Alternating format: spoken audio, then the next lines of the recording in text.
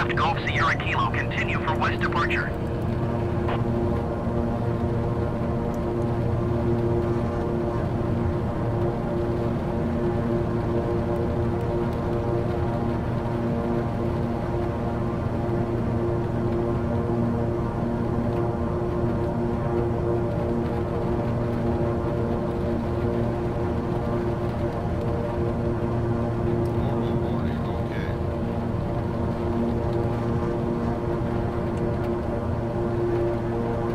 Beechcraft Golf Sierra Kilo, acknowledge last transmission. Tower Beechcraft Alpha Sierra X-Ray Golf Sierra Kilo, continue for west departure.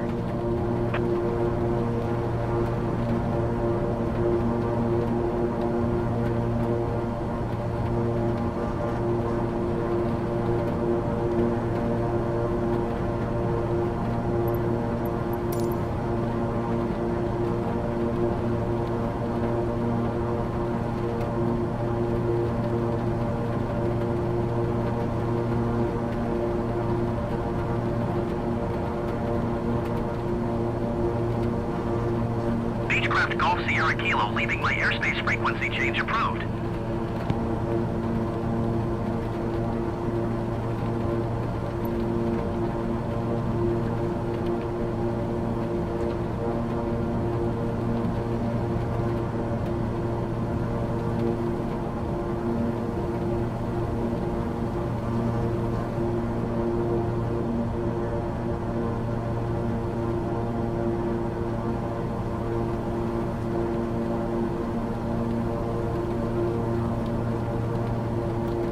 Beechcraft Golf Sierra Kilo, did you copy? Tower Beechcraft Alpha Sierra X-Ray Golf Sierra Kilo, frequency change.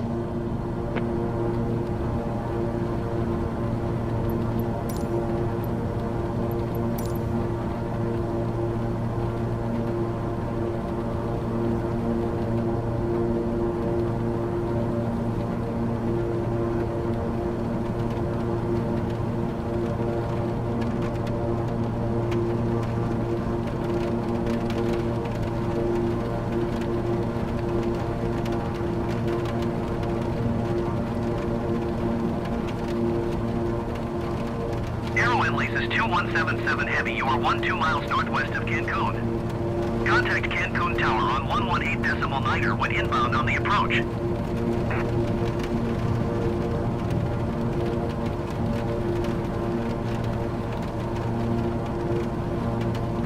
Tower on 118.9er. Aero Inlays is 2177 Heavy.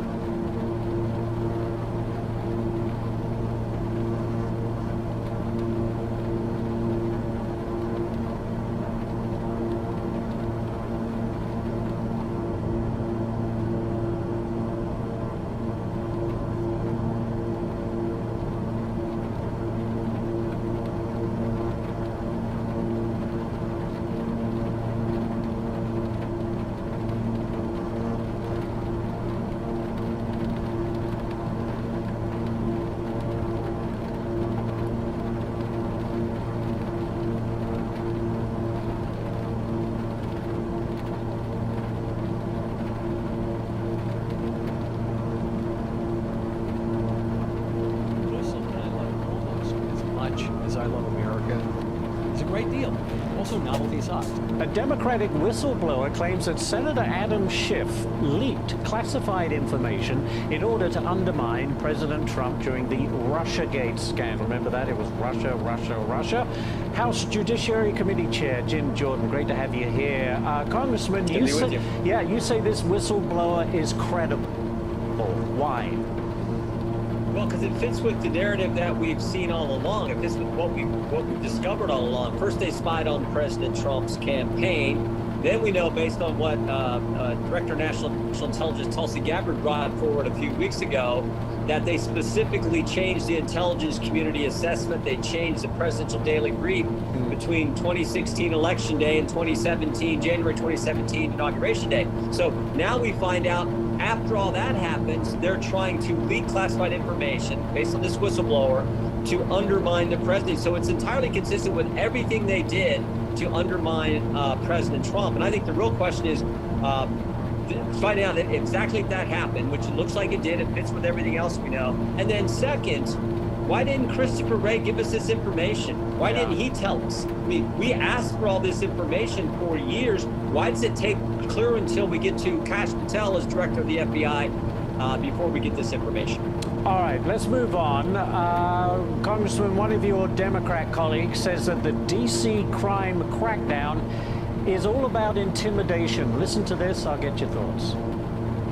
Why should people care about this? I think people outside of D.C. might be wondering.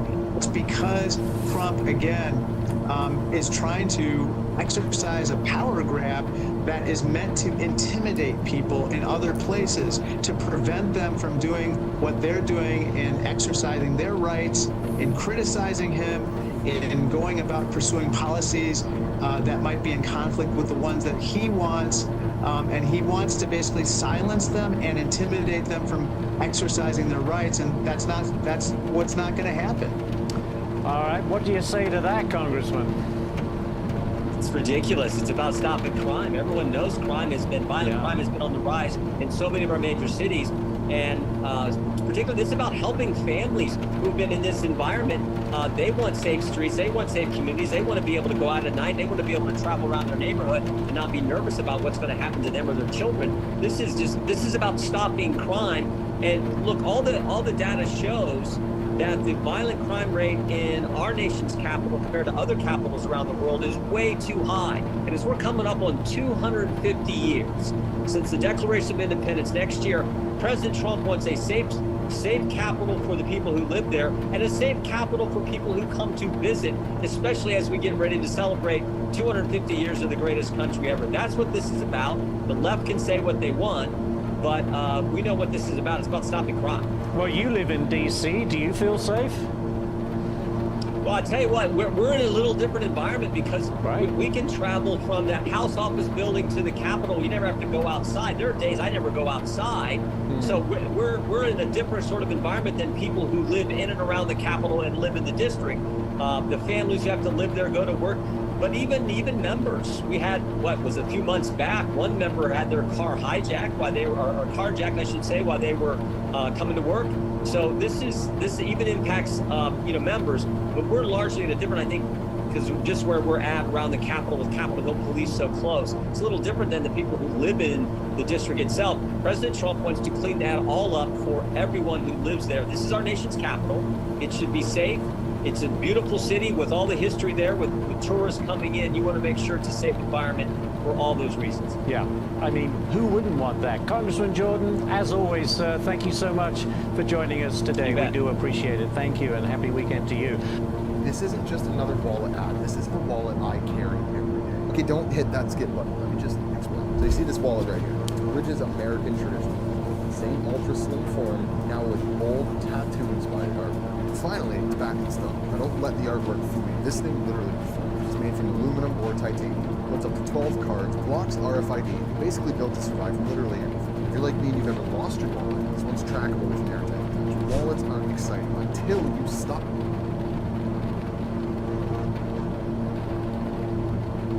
What's up, everyone? Welcome to today's daily market recap. We made it to the end of the week. This week was a little bit slow. In fact, It was a little slower than last week because I had a no trade day on Monday, and Tuesday I took only one trade. Wednesday, Thursday, and Friday were pretty good, averaging about $20,000 a day over these last 3 days. So I'm in good shape on the week, sitting, let's see, it'll be right around 60,000 on the week. Let's look at my metrics here. Once you include today's profit, 65,000. Last week was 60,000, but first day of August lost 44 grand. Yikes. So that was not great. Okay, so as I sit right now, I'm at around 70,000 on the month, which is 7% of the $1 million goal. Not even close, and we're halfway done with the month. All right, so August is going to come up short of that lofty $1 million goal that I was able to hit and exceed, in fact, in June and July. It is what it is. The market has cooled off a little bit, but what's important is that I took my foot off the gas pretty quickly. Obviously, would have liked to have avoided that red day on the first day of August, but nonetheless, took my foot off the gas, slowed down, reduced my share size, and then over these last 2 weeks, I've been kind of grinding on smaller numbers, regaining that loss. And so the account is back at all-time highs. I'm being a little bit more defensive, a little bit more conservative, but I think that's the right approach in this market. So we can look at the trades from today. TIVC was the stock that I made the most on. It ended up going up, so this is interesting. It kind of popped up yesterday, then dropped down, then rallied back up. But this morning, from the low to the high, it went up about 111%, which is pretty good. Now, for those of you guys who haven't already checked out the 2-week trial here at Warrior Trading, I'll remind you, the link is posted at the top of the comments and in the description. During your 2-week trial, not only can you watch over my shoulder while I'm trading, you'll get access to this software right here, which allows you to do your charting, your scanning, be in the chat room, and to watch my breaking news, or to watch you can stream our breaking news feed. You can also stream my own broadcast. You also get a selection of classes from the Warrior Pro curriculum to give you a sense of what it's like to be a full-fledged member, and just to help equip you with some of the basic knowledge that you need to better understand what's going on during your 2-week trial. So make sure you check that out. It's 2 weeks for $20. You do get a lot of value out of it. So for everyone that was watching me this morning, when TIVC first hit the scanner, it was at 8:30, and I already had a little bit of a profit cushion on the day, so I felt comfortable breaking the ice. But let's go back to that first trade of the day, which was on VMAR. Okay, so VMAR, this stock was kind of interesting. And I guess to back up even a couple more steps, when I first sat down this morning, leading gainer was PPSI. I pulled up the level 2 on it. So pulling up the level 2 PPSI, and I noticed it's easy to borrow. See that big green E? Typically, I've noticed when stocks are easy to borrow, they're a little heavier, they're a little choppier, they can start to squeeze, but often they don't. And so when I saw that, I thought, that's probably not going to work. So that was our leading gainer this morning, and it has a lot of volume, 64 million shares right now. And then the second leader was PMNT, which also has a lot of volume, over 200 million shares, but it's a 50-cent stock, so wasn't very interested in that one. So unfortunately, unlike some of the previous days this week where there was already a stock that had started squeezing in after hours and I was ready to jump right on it, we didn't have something like that for today. So instead, I was sitting here just kind of waiting for something to hit the scanners, and then boom, VMAR hits the scans, as you can see right here. So when VMAR first hit the scanner, right back here, it popped up, I'll just do auto here. So it popped up first from about 3 up to a high of 360. It dropped down, then it curled back up to 4 right here. Then it pulls back a little bit more, and all of a sudden it pushes higher up to 450, 5. And so I took my first trade on that pullback right there. I knew it was a little bit risky. We had this kind of double tweezer top right here up around 5, those 2 topping tail candles. So it popped up, pulled back, and then we got the break here. It dipped down, and it pushed a little higher up to 550. But in total, how would you like to be at least 30 minutes ahead of everyone when it comes to massive market? I was only able to make $3,700 on it, and I thought, all right, I've broken the ice, I'm green on the day, but not easy, And so this ended up pulling back a lot more than I would typically expect. It did not find support at the VWAP, which is this orange line. The MACD went negative, and even though the volume profile showed more volume on the buying candles, this sold off hard and it didn't recover. So VMAR, is short-lived, and then all of a sudden you've got the announcement of a secondary offering here at 9:20 going into the opening bell. So that's a real shame. So VMAR got a couple trades on it, didn't end up holding up. Then PGEN hits the scanner, and in spite of the higher float, this thing went from $2 to $4. I jumped in on this one, and this was a little aggressive. I jumped in right down here for the breakthrough 4, and I ended up losing $228. But I'm okay with that. Look, it is what it is. I took the trade. It was moving quickly. I thought it was worth a stab. Ended up, that didn't work out. So I took a quick loss on that. And then all of a sudden at 8:30, that was my next trade. So I sat and didn't take any trades from 7:30 until 8:30. So an hour of just sitting and being patient. It's kind of like going fishing. You spend a lot more time sitting casting the line than you actually spend reeling in a fish, typically. So that was the case here today. I spent a lot of time sitting and kind of waiting, watching the scanners, and then finally something starts moving and boom, I jump on it. So TIBC popped up on the scanners right here in this candle as it started to squeeze up. And I got in my first starter at $3.95. I saw that we had breaking news on it, and I was like, okay, I like that. I'm gonna try to ride this momentum. So I get in just for the break of 4 here. It ends up going all the way up to 5. I take some profit, it dips down, it pops back up, and then it breaks down a little bit more. So on that first trade, I made just a couple $1,000, got myself up to 7,500 on the day. It dips down, it comes back up, breaks VWAP right here, and rallies back up to 5. Got another trade here and got myself up to 10,000 on the day. Then it pulls back, buying that dip for the curl back up, and next thing you know, I'm up 20,000 on the day. So this is pretty much where I peaked. It pulled back here, it tried to come up, I did get back in it here, and I gave back 1,000 off the top, peaking at 25,000 on the day and sitting at $24,118. So overall, I did the best I could on it. I was wondering if this would give us more opportunity at the open. It didn't. It ended up pulling back. But interestingly, at the open, VSLK from the other day has started to pop up from 750 all the way up to 11. But there's no, real catalyst on it. It's sort of lighter volume, comparatively, and it doesn't, to me, look that attractive. In fact, I'd be worried that you might have some bag holders of people that bought too high in the previous move who are going to be selling into this squeeze. So for me, maybe I'm leaving some money on the table, but I'm going to leave it alone. I'm going to be grateful for what I've got today. And, that's kind of my motto, live to trade another day. So at the end of last week, I shared with you an episode, and I went into more detail about it, I guess on Tuesday when I talked about risk management. And that during this period of drawdown for me, I knew the ticket to success for a good recovery, the ticket to a successful recovery. And I knew that it would be, number 1, reducing my share size, and number 2, increasing my quality standard so I don't trade low quality stuff. And so the result this week has been fewer trades in total with smaller size, and naturally I've made less money than on other weeks. But I had to avoid continuing to trade with big size and the risk of incurring more big losses and extending the drawdown. So this is what I would call, a pretty smooth recovery. The account is now back at all-time highs. I've recovered all of the loss from those 2 red days, one at the end of July and then the one the first day of August. That was the worst week of the entire year for me at this point. If I show this to you, you'll see.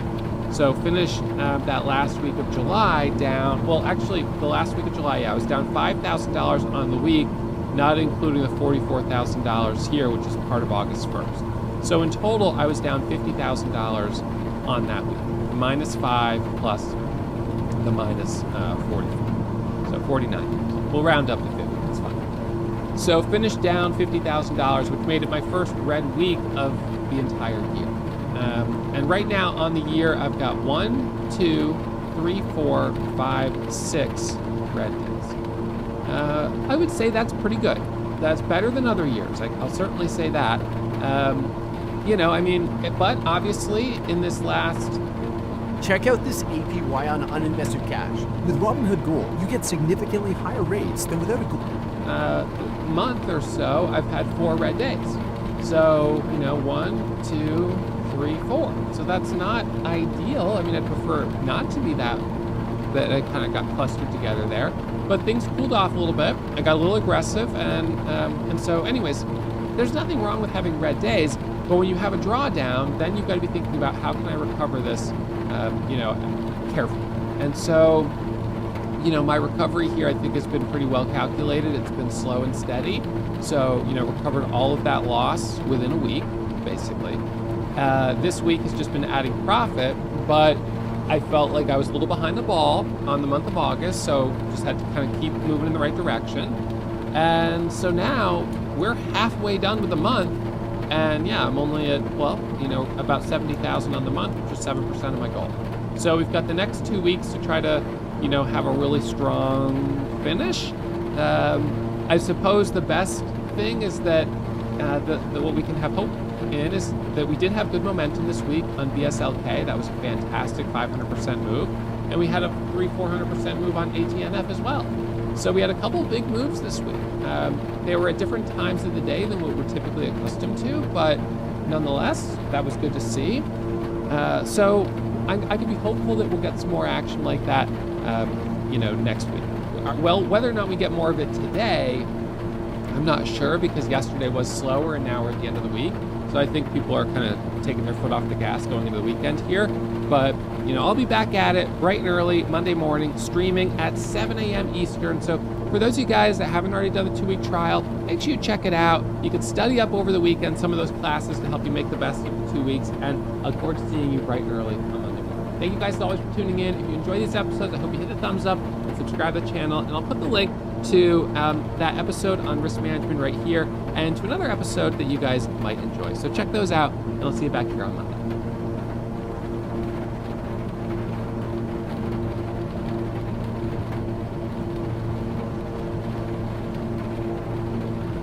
How are you feeling? You got John Riggs here, my buddy Shroom. Hey, everybody. Yesterday was Wednesday. I missed out. I was too busy packing. I lurk your channel every Wednesday. And why is that?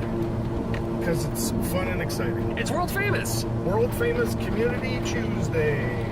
For Wednesday. Sometimes on Wednesday. Is it always on Tuesday, or is it? It is always on Tuesday. Oh, is it on Tuesday? Okay. I'm a day off. A day late, a dollar short. Well, I know. Well, we're going to use those dollars to find some games today. 3 game stores in Salt Lake City is what we're going to find today. There is a place that's been here 36 years in Salt Lake, but moved to its own location. We're going to hit up that place called Game Peddler. And then there's... Yeah, 1D. It is a one. Yes, game peddler. Like they're peddling games and not doing anything weird. And then something like a world of video games, we'll find something. And then Game Changers with a Z, because that's how hip they are. All right, stop number 1, Game Peddler. We're stopping here first because they're one of the first stores open. A couple other stores open up later on today, but we're stopping here first. I'm gonna grab some games. We'll see what they have. I've heard this place has been here for a while with a sign of Bowser.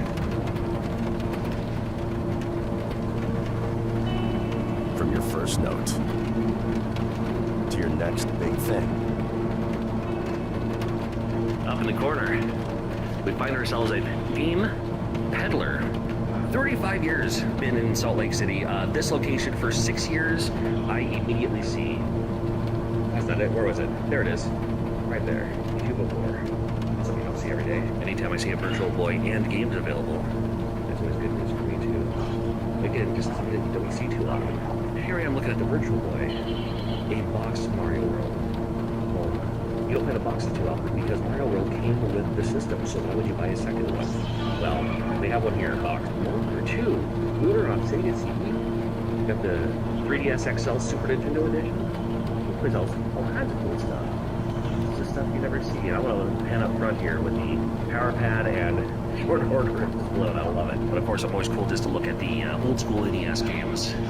And I see a few I wouldn't mind grabbing. You know, it's funny, I wouldn't mind grabbing another copy of Bart versus the Space Mutants. I was never good at this game. I had it when it first came out, I think a lot of us did, but it's from Acclaim. And maybe added to, like, maybe I can find one of every Acclaim game while I'm here this weekend. I do love seeing these. I see some of these games that come with instruction manuals as well. Might ask about some of those too. I was just playing this on my flight earlier, Spanky's Quest for the Super Nintendo. I love this game. Don't construe it as a kid's game. I think it's super neat. And right next to it, Mario Paint. But it looks like a third-party mouse. What's cool today, it comes with the mouse. mouse. Because the more anything you can do, you can do it without the mouse. A few box games up the way as well. That's a clean copy of Stein X. Only $40. Another clean copy of Captain Skyhawk as well. Wow. Got a Fetcher's Quest, not bad. A Box Lemmings, Stanley, The Search for Dr. Livingston. That's a game that you don't see too often, and let alone see it in the box too. And it comes with a box too, but if you don't need the box, you got a loose one as well. Oh, somebody traded in their Quest 3. Sorry to hear that. I love the Quest 3, but we also have the Genesis Model 3. Well, there's a box one over here. Interesting to see a Genesis with the teal. It comes out as blue in the camera here, but it's kind of a sea teal.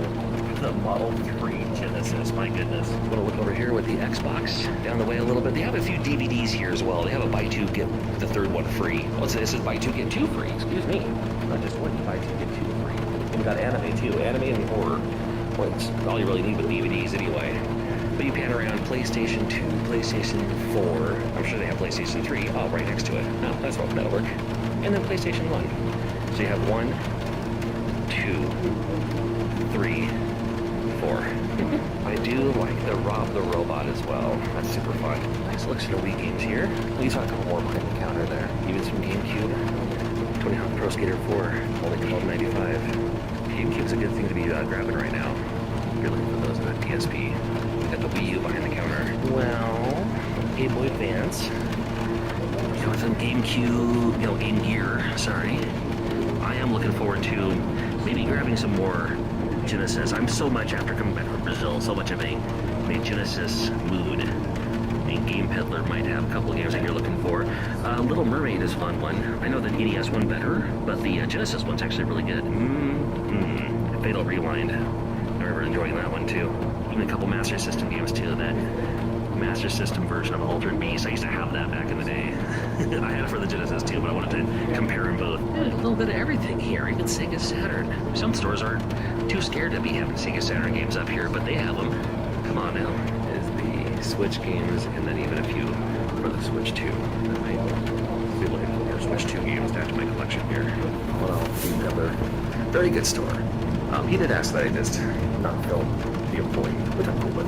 So, Game Peddler in Salt Lake. Might be worth checking out for you. Back at the NES games, I'm going to grab a few before I leave. Just as I don't want to just film stuff and then not buy something. That's kind of rude. So I'm always looking for Jaws, see if it's that 5-screw. Because, man, if it is, that's good news for you. And there's a couple of other look for 5-screws. Goonies 2 is another one. I don't even see a Goonies 2 in the first place. So, it's be alright. This is about as Salt Lake City, Utah as it gets. This road with the hills in the background. It actually looks a lot like my town. Does Utah have a penchant for Z's? Utah Jazz. Oh, true. And then their minor league baseball team is the Buzz. Okay, well that makes sense for the hive mind, the Beehive State. It is the Beehive State, isn't it? And then the hockey team, the minor league hockey team was the Grizz. Oh my goodness. The women's basketball team when we had one was the Stars with multiples. There's a lot of Z's. There's a lot of Z's. Yeah. Unfortunately. If you're missing any Z's, come to Salt Lake. That's our tourist bitch. If you're missing any Z's, hang out long enough, you're going to get some Z's. You're going to snooze your way through everything. Find some Z's. All right. My goal now is to find Zexes. All the Z. Can I find Xanic for the... What are all the Z's? Zork, is that a thing still? Maybe on PC or something. I don't know. We're gonna find some Z's today, I think. And why would you want to start with Z if you know anything about, especially our generation growing up with the Yellow Pages? You're last. You're gonna be featured last. That's why you look at those Yellow Pages or you see those places that have been here for 50 years and they're called like AAA. AAA games. One game. Top the list every time. Yeah. AAA pizza. So It's like, have an excessive amount of A's. All the A's. No. That's why that's the old secret technique there. That's an old marketing thing. Yeah, well, I mean, it worked for the day, I guess. That was the SEO of... It's just alphabetical. Start with the top, work your way down. All right, we're almost at this game store here. A lot of Scandinavians in Salt Lake City. Yes. Are you Scandinavian? No. Okay. Your mustache says otherwise. My mustache says Mackie Bailey. Oh, World's Game Store with the O being the globe. Your danglies keep getting in my way. Now the flag's in the way! Well, you get the idea. Okay, there we go. Thank you. Well, don't crash into the cart. Well, we have some of the people from Sonic at the Utah Retro Game Expo this week, and get them over here to check that out. And Pretty cool little airbrush. Don't see too much airbrush anymore. You're right. It is closed. Yeah, that light's on, but the open, yeah, that's right. The open light is not on. That has been in direct sunlight for a yeah. The blue looks pretty good. Everything else is faded though. I love the These 100% grass-fed beef sticks from Paleo Valley are 30 sticks for just $36 right now. But before you go and buy them, here are 5 reasons. like Kratos Kirby, this Donkey Kong, this Link. Best of Utah 25 years, staff choice. Best technological nostalgia. That's a fun way to put it. Well, the thing said they open at 11. It's 11:30. They're not open. And I ain't gonna wait. So, they had the cool airbrush. I hate to judge, but half of me wonders if the people who are like doing the maintenance were the game store employees. They looked like they were just picking grapes. I don't know what they were doing. I mean, they were clearing out some stuff, and one of the guys was like, I don't know if they caught it on the film. I may have turned it off, but he was just like, oh yeah, they're going to be open really soon. We're here for them too. Are you an actual? So I think they. I don't know for sure. I better not. You know, I can only speculate that I think they were here for that, but as part of their morning. You know, it's like, well, no one's going to show up this early. We'll just do that. But you figured that we're going to have like 4 people out there. We're going to have 1 person inside the store at least. All right, so probably not. However, you picked up some controllers at the last shop. I did. Is it because you rage quit all the time and you keep on throwing your NES pads up against the wall? See, but even if I did do that, you can't break an NES controller. Okay. That NES plastic is... It's like transparent titanium. aluminum. Yeah, you can't break it. No, I have always wanted to have a NES Advantage. Oh, sure. So I picked up one of those, and then, yeah, an OG controller so that I could cannibalize it for parts to fix my speedrun controllers. Oh, I see. Fancy. Birch beer. Mark's Red Cream Soda. For lunch, since we have some time before the store opens up, we ended up at a place called Moochie's Cheesesteaks. And apparently this is the Utah cheesesteak because you love pastrami here in Salt Lake City. We have a thing for pastrami, that's true. So I always thought pastrami was more of a New York thing. Right here in Salt Lake, it's... We love to put pastrami on everything. The famous burgers here are pastrami burgers. Okay. Which are the cheeseburger, but instead of bacon, put pastrami on. I'm down. It's a good idea to me. And then here you have the Utah Philly, which is a Philly cheesesteak with pastrami. I'm down. I just took a couple bites already. It's a good idea. Oh, that was fantastic. Game Changers. This is the Game Changers with a Z. I've heard fantastic things about this store. There was a Panzer Dragon right there. And cheap. I do love the Saturn. Yeah, all the Virtual Fighter kids. I know. It's for our buddy King of APOC. You know, always with the Saturn, especially the imports. Keep telling the drink cans down here too. I love Diagram. Busted move. All right, what are we grabbing? You know, you got Tom Sawyer, the Famicom Tom Sawyer. The levels are in a different order than the U.S. version. You probably already knew that, though. I didn't. No, I didn't. You knew that. Post Combo Light, not the game. And that's the Tecmo World Wrestling. There is a lot of Super Famicom. There's some good ones, though. Lady Stalker's pretty good. Right. Anything Taito is always going to be good. Oh, and the Rockma, too. There's Rockma. See, the lights weren't away. I was joking earlier. I was like, oh, we need more stuff. I love the Japanese GameCube. It's nice. Fun to see what we have over here. I see this up. We're in that back corner. We'll come back just a second there. Familiar sound. There we go. Love it. It doesn't look like he's in agony. It looks like he's got something else. What do we got for over here? One glass case. I see kicks. I do like kicks. Here it is. Father's Journey. Not bad. Yeah, Lucy's.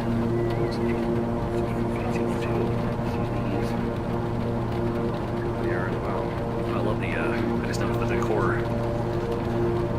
The things that are around me. Look how everything's just basic. $3.99. It's a deal. I love Captain Skyhawk. I always like to find anticipation. I'm gonna guess $4.99. $5.99. That was pretty close. Somewhere around there. Derby? No. Overby? I don't know. They got a few all the same. I have. I say I have because I don't do it every time. I bet he was the captain for Alaska. geez. Okay, first try. Yep. It tells you how to do it. I mean, it literally tells you. It shows you how to do it. It literally tells you. Oh, here's a 5 screw. Not that matters a whole lot, but I don't think there's like maybe $1 difference between a 5 screw and not. But where? Oops, that's right. Well, in the box too. So, got the Stone Age. Oh, there we go. We've got some homebrews here. Got that guy there. Got the Mystic Origins and Metal Kit 2. Okay, I do like Cloud Master. So, more 32X as well. Interesting. I love Super Bowling. If you're looking for a fun game, Super Bowling here. Turn Technos. So, they say people who do like dodgeball and stuff. I can see her stuff away, but Master System. Love to see the Atari stuff. Yeah, not some of the stores I go to, like around, just don't carry Atari stuff. I've seen quite a bit of Atari stuff here in Salt Lake in the past, like Frontline. I used to love Frontline. Love. Jungle Hunt, Dragonfire is another good one. Of course, I love Demon Attack. We got G.I. Joe here. G.I. Joe, check it next our Spectra video. More games out in the way too. Oh, I love this pop music controller down the way. Hell of that. But yeah.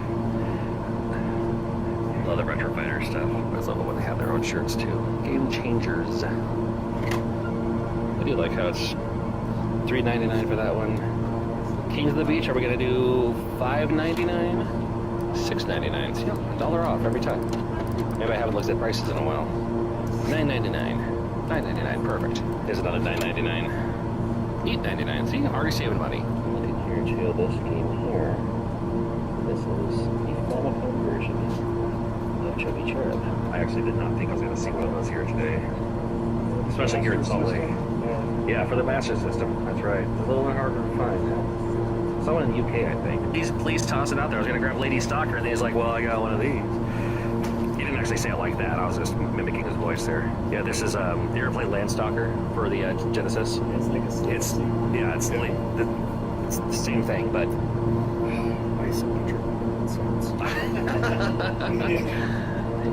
I don't mind. If it had proper shading and shadowing, then yes. But there's like, I'm gonna jump across this chasm, not realizing that I should have jumped to the left instead of south. Yeah, that's the same problem I have with Snake Rattle. Oh geez, Just can't tell. I do love me some Snake Rattle and Roll. I love it. Check stand. You got the snacks over here too. Oh, and we gotta really quickly check out Joker Revis. And we always applaud all of the scheme stores that promote the local game show as well. What was the name of that mountain range that's like named for things around here? It's not this. I think it's the Wasatch. I was thinking of. Okay, this is Wasatch Mountain. So, but in the wintertime, these are covered with snow, right? Yes. So it's kind of a scenic thing, but I mean, you're still seeing it, so it's scenic, but all right, one more game store. Here we go. All right, back at the World. See if they're open. They're either going to be open or they're going to be all out of grapes. I think the sign's lit now, so. Yeah, it looks like it. Okay. Oh yeah, I see it. Okay. All right. I think we're good. Let's check it out. Are there any grapes left? I don't know. They sure were picking at them. Okay. Wait, we're open. Oh my goodness. This place is huge. I'm glad we came back. Yeah. It's a little walk-in museum here. Like this Final Fantasy case here that even has the Wonderstorm game. It's all everything Final Fantasy. Little timeline. Yeah. Oh yeah, I guess. I love that ocarina. Everything Pokemon. I love these tall stacks of NES games. Let's find our usual anticipation. Yeah, different prices too. Got $4.99, $5.99, $12.99. Listen for Silent Service. $4.99, $5.99. Might just be on condition. We also have stacks of Super Nintendo games. And then here's a nice Mario case. Everything Mario, including like games for the Atari. That's cool.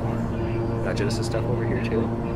Hey, Rolo to the rescue. Love that. All right. Maybe some PC stuff out there. Oh. That's exactly what I'm looking for. Wow. Yeah, I got the Famicom ROM. Ooh, zoomed in too much. Yeah, I see. Oh, yep. The PAX Power Glove. Vectrex. The Vectrex as well. All the stuff. All the things. Virtual boards. Yep. Wonder Swan. Kelsey would be loving it. Now streaming on Disney Plus. Our little girl's growing up so fast. And things couldn't be better. I like this one. Video Jus. Hey, you speak French, don't you? What did I say? Okay, thank you. Appreciate it. Anniversary video game. Okay, yeah, there's fun stuff in here too. Well, no, it's kind of my kind of place, just random sections of different piles of different things. Oh, there's already a couple of these NES games I had to grab before I get out of here. And I'm already buying stuff before the show, but I don't want to pass these up either. Oh, man. I mean, if you're going to boast anything, this glass case is all about Star Wars. It's kind of fun. Xbox? Well, no, there's a Wii U there, but the Xbox. Consoles. Here's some fighting games. In this case here. I also have the around the way thing is behind the counter as well, and it goes all the way over there too. Oh, these controllers. That's great. It's a telematch. Well, it's not a controller, it's a console, like Pong. And the case over here too, full of the games. This other batch of games just randomly hanging out. Oh, including some more NES stuff here too. Oh, Alter Ego.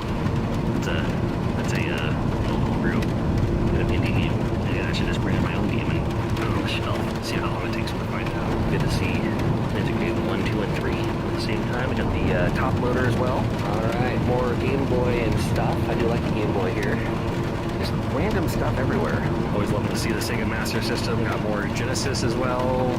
With Atari, television, more Genesis, so much stuff. Another Vectrex just hanging out. We have the Gemini just hanging out here, and then go down below, the voice. What is the voice? I'm not sure, but I do love the TurboGrafx 16. I do see some TurboGrafx 16 stuff down the way. And then got a case copy of Pac-Man. That's cool. I loved Arrow Wings for the Dreamcast. I like that one quite a bit, actually. Non-stop GameCube. Got all kinds of GameCube here. Good. How about a wall of Atari? It's a random wall. It's like looking over there. A bunch of Atari and Atari type stuff. Over here, there's this giant bucket. Buy 2, get 3 free. What a deal. You buy 2, get 3 free. This giant pile of stuff. And here's a few Mega Man things down here too. Here are DJ pads and Wii Fit pads and Tony Hawk skateboards. Stuff. 64s on this side too. Yeah. I'm glad we came back. Love to see the Sega base unit, but got some games deck here too. I see Kid Cool. That's a game I wouldn't mind grabbing while I'm here. There's a couple of games I wouldn't mind grabbing. Such a easy grab. That's right, yeah. Oh man, this thing was such a pile of garbage.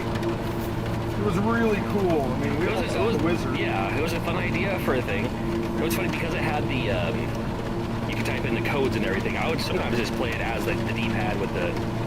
Yeah, I knew a lot of people that would like just sit and yeah. Just hold on to it that way and play it. Not even worry about that or the turbos. Right. Japanese Power Glove. It was a cool idea. Just it was a little bit too ahead of its time, I think. It was also when I learned how weak I was to try playing Mike Tyson's Punch Out, realizing, oh, my arm actually hurts now. I'm literally punching it. This is a workout. Well, driving games makes sense. You have a little bit of time to. But Punch Out, I mean, that was like the playground rumor was like with a Power Glove you could knock out Mike Tyson with one punch. It's like, no, I tried. It didn't work that way. He knocks me out in one punch. This is a very cool store to see when you're in Salt Lake City. To come here and browse and look around and to see stuff. All kinds of stuff. Another very big one. We got a Sega Shrine too, a Sonic games here. Silent Service $3.99. You have like Rygar for $4.99. It comes with the manual. It's like, here's a Rygar for $7.99, a Rygar for $14.99. Alright, do they have any grapes left? Let's have a look here. I was like, is this an actual grape tree? He's like, you mean vine? Yeah, grapes grow on vines. Yeah, sorry. I think they grabbed them all. They did. All right. Well, they may have grabbed all the... Oh, you got one? You found... Oh, yeah. You're not kidding. Sure, all right. We'll grab a couple of them. They're probably pretty sour, but you know what? I like a sour grape. Good? I mean, it's not quite...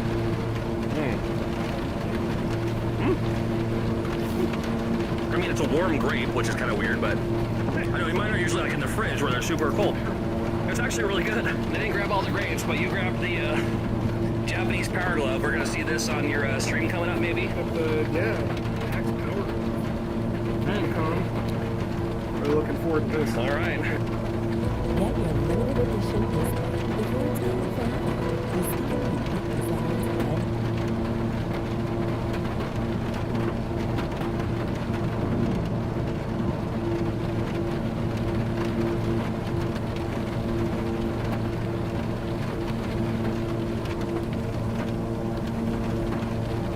Friday, August 15th, and President Trump wrapping up his Alaska summit with Vladimir Putin, accomplishing what Putin says is a path towards peace after extremely productive talks with President Trump, and in a very rare moment, even speaking English in front of reporters.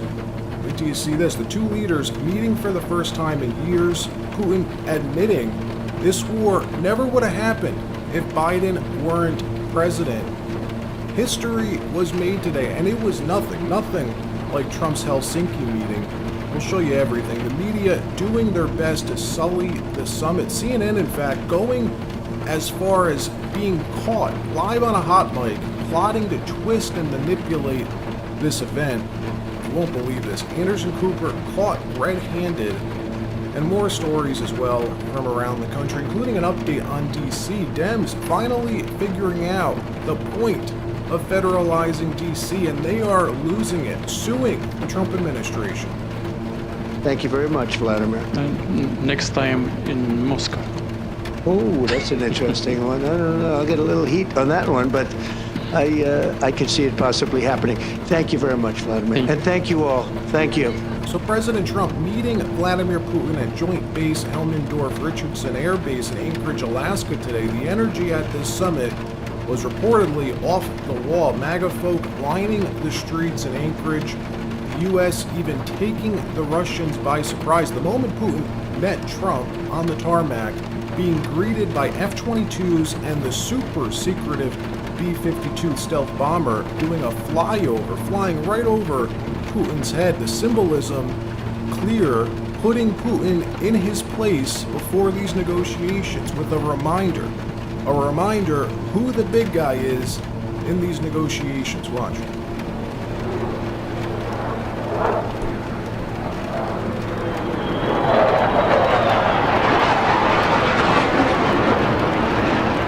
Trump holding this meeting for one reason, to seek peace, to try and find an avenue, any avenue to end this war, a war that never should have happened. Like Trump always says, this is Biden's war. It never would have happened if I were president. Well, Vladimir Putin admitting this at the press conference in front of the world, saying this war, all of it, thank President Joe Biden for, that he informed and warned Biden personally many times that you'll leave us, Russia, no choice if you do this. Watch.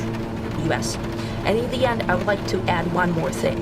I'd like to remind you that in 2022, during the last contact with the previous administration, I tried to convince my previous American colleague that the situation should not be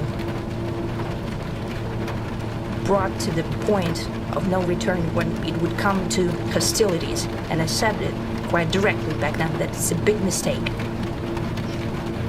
Today, when President Trump is saying that if he was the president back then, there will be no war. And I'm quite sure that it would indeed be so. I can confirm that. I think that overall, me and President Trump have built a very good, business-like and trustworthy contact. President Trump saying the multi-hour negotiations were very productive. We made a lot of progress, but didn't get all the way. There's still one big issue remaining. very quickly. I'm going to start making a few phone calls and tell them what happened. But we had an extremely productive meeting, and many points were agreed to.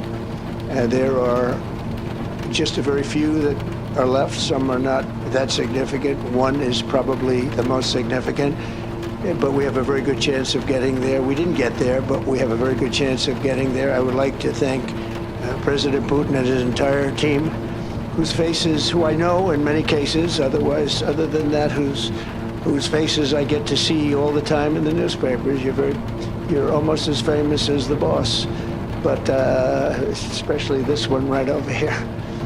But we had some good meetings over the years, right? Good, productive meetings over the years, and we hope to have that in the future. But let's do the most productive one right now. We're going to stop really 5, 6, 7,000, thousands of people a week from being killed. And to be clear, should Trump pull this off, achieve a peace deal, or even a ceasefire, and convince Putin to give Ukraine back some of their land, not all of it, but just some of it, that alone would be a massive foreign policy victory, probably the largest foreign policy victory since the fall of the Soviet Union. Even Trump's political enemies admitting this, that should Trump achieve this, they would personally nominate him for the Nobel Peace Prize. See that guy standing while everyone else is kneeling? That's Jonathan Isaac. But if he could bring about the end to this terrible war where Putin is the aggressor, invading a neighbor country, trying to change the borders, if he could end it without putting Ukraine in a position where it had to concede its territory to the aggressor, had to, in a way, validate Putin's vision of Greater Russia, but instead could really stand up to Putin to make it clear there must be a ceasefire, there will be no exchange of territory, and that over a period of time, Putin should be actually withdrawing from the territory he seized in order to demonstrate good faith efforts, let us say, not to threaten European security. If President Trump were the architect of that, I'd nominate him for a Nobel Peace Prize. But I would second a nomination for a Nobel Peace Prize with Hillary Clinton for Donald Trump if, in fact, that happens. But I see the chances of that being next to zero. Media, though, doing their best to sabotage this summit. CNN even heard on a hot mic discussing their plan to twist and manipulate the headlines to discredit the summit. Leave it to CNN. The conversation between Anderson Cooper and Jill Dougherty they thought was private, them discussing how they can use the visuals from this event to easily write articles, they said, about Trump applauding Putin and rolling out the red carpet for him. Complete disgrace. Watch. It goes. He's given honors, so to say. He'd come here. This is a get-out-of-jail visit for him. This is a big, big deal. And it's extremely important for Putin domestically. With zero. Yes. This will play really big. Legitimizes I mean, the him at American home. president actually applauds. I can hear it. See the articles now. That American president applauds Putin as he arrives and rolls out the red carpet. Literally applauds. Let's go back to Jake in Anchorage. Jake. I'm fine. Just give me my show's back. So let's go now to Senator Schiff, who we have here. Senator Schiff is joining. Confirming for us what we all knew they do, purposely twisting the truth to fit their narrative. And it was even worse inside the summit, inside the initial sit-down, when the press was allowed into the room for a few minutes. The liberal press began screaming at Putin. They weren't even yelling questions at him. They were yelling things like, when will you stop murdering Ukrainians? Stop the mass murder. Things like that. Just next level disrespect for the process. You're a U.S. reporter and you're standing 5 feet away from the two most powerful people on the planet, and you're screaming like an activist instead of a reporter. Watch some of this. Thank you, press. Thank you, press. Thank you, press. Thank you, press. Let's go. Thank you, press. Thank you, press. Thank you, press. Let's go. Come on, guys. Come on, guys. Let's go. Let's go.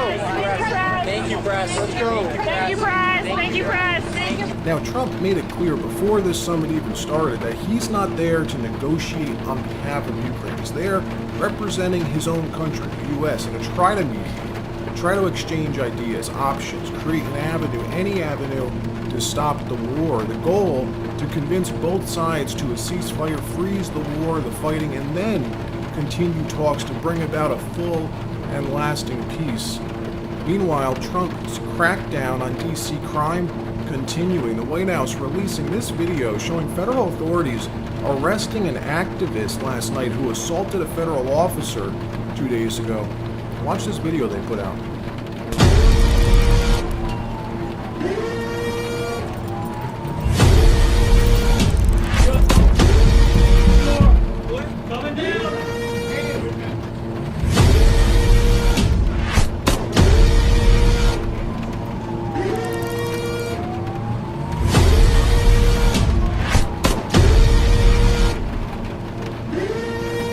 Dems now suing the Trump administration for federalizing D.C., seething that Trump's cracking down on crime. What's wrong with that?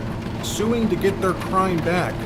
It's a bit backwards, if you ask me. If anything, they should be thanking Trump for doing this for them. The Democrat D.C. AG Brian Schwab suing for what he called a hostile takeover of the police department, of his police department, but what's really happening here is they figured it out, finally. The real point of this, 2 days ago, Trump revoked DC's sanctuary status, and they're freaking out about this. Watch.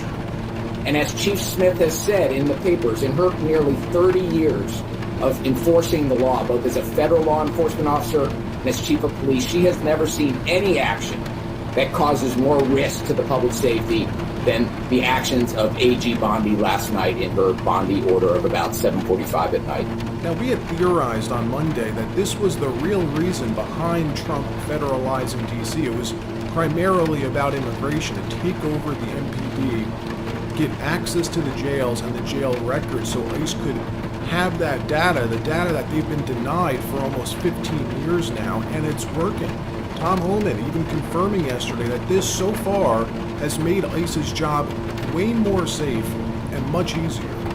Let's now see if they do the same thing in these other sanctuary jurisdictions, which will obviously be much harder. Let me know what you think. Should the Trump administration do the same thing in Chicago, in Boston, in LA, in all of these other sanctuary states? Is it worth all the negative press that he'll obviously get? Let me know your thoughts. All right, that wraps up this episode. Like, subscribe. We'll see you next time.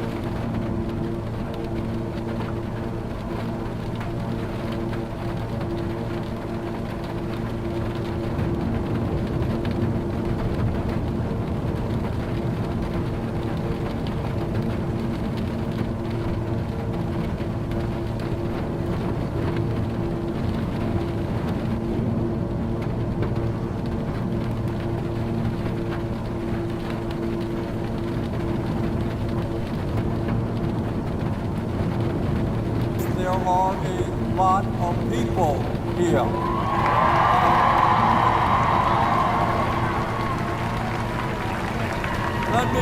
Let me thank, love you too. Let me thank Whistle and Fish, the music. Let me thank Joanna Vance, Morgan Fowler, Maria Gunno, and Zach Shrewsbury for their comments. So, some of you may be wondering, what is Senator great state of Vermont doing in the great state of West Virginia? And I will give you the answer. I happen not to believe in blue state, red state nonsense. In my state, Mr. Trump got, I think, 33% of the vote. In your state, he got 70% of the vote. But you know what? What I have learned and what I believe from the bottom of my heart is whether you're a working class person in Vermont or a working class person here in West Virginia, the issues and the struggles you face are exactly the same. In Vermont, we are struggling with inadequate wages. That's what you are facing here. In Vermont, we're paying some of the highest healthcare costs in the country. You got a healthcare crisis here. In Vermont, we can't afford to send our kids to college. Neither can you. We've got environmental problems. You've got environmental problems. So let us not allow the establishment people to divide us up. Not blue state, not red state. Not whether we're black or we're white, whether we're Latino, whether we're gay or whether we are straight, whether we're Muslim. We are one people.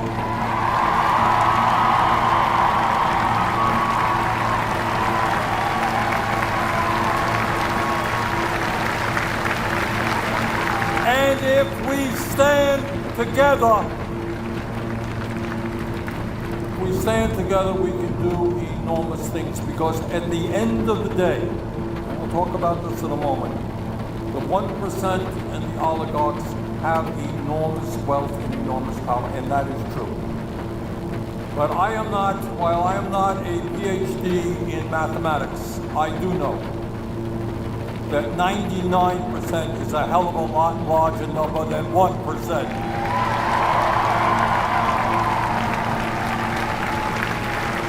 And our job is not to allow them to divide us up.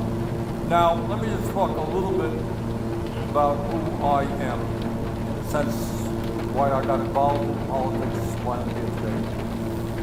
I grew up in Brooklyn, New York, and I grew up to a father who came to this country at the age of 17 without a nickel in his pocket, couldn't speak English, worked hard his whole life, just never made, like most people, a whole lot of money. And we lived in Brooklyn in a rent-controlled apartment. Kind of apartments that are available to people who don't have a lot of money. And my mother's dream was that someday we would own a home of our own. She died young, and we never achieved that dream. And when I look back on my childhood and the events that shaped my life, it's not that we didn't have enough to eat, we did. It's the kind of stress and arguments that my parents went through. I think, when you're kids and you hear your parents arguing, it tears you apart. And that's what happened in my household. It was always about money. We don't have enough money to do this. My mom wanted to do that. We can't do this. And what I learned then and what I know now is that there are tens of millions of families in our country today who are dealing with that exact type of stress.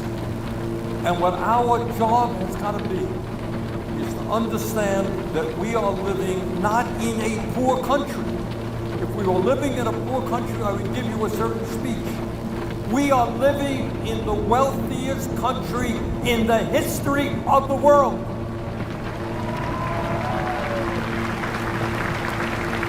And there is no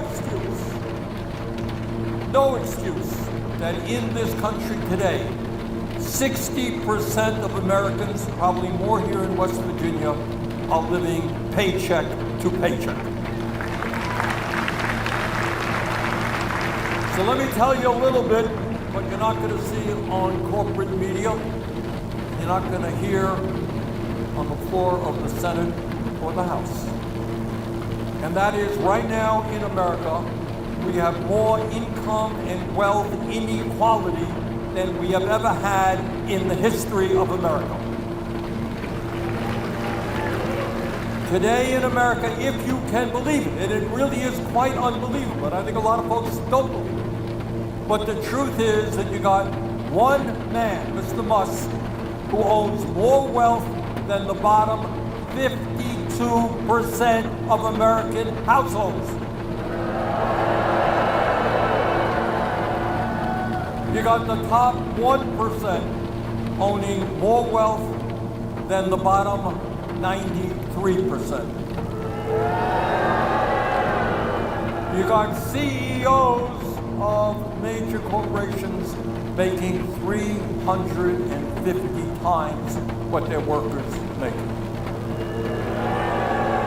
There was just a piece in the paper, it was the Washington Post the other day, there's a big competition going on in Palm Beach, Florida, where these zillionaires are buying, this waterfront property and building homes for tens and tens of millions of dollars.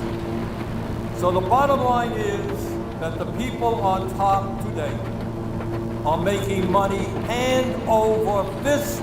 They don't know what to do with their money. Jeff Bezos, the second wealthiest guy in the world, had a nice little wedding in Venice. And he wanted to give his new wife a nice little gift, gave her a $5 million ring. Guy owns 14 homes. These guys are incredibly wealthy, but what is driving them and what is going to destroy this country unless we turn it around is their incredible greed.